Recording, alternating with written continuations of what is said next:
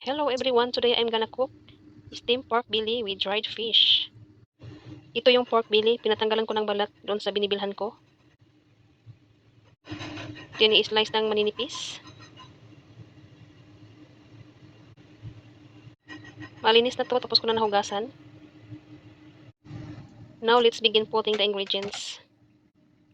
Maglagay lang tayo ng cooking wine, light soy sauce, konting asin, chicken powder, sugar, white pepper.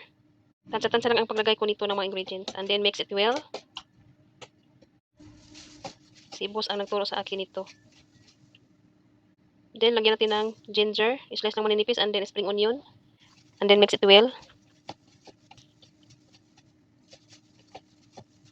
Then lagyan ng cornstarch. And then lagyan ng konting tubig para mahalo na mabuti yung cornstarch.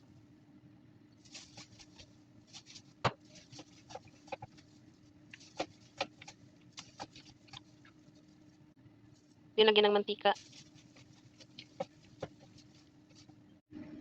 And then i-transfer ito sa plato.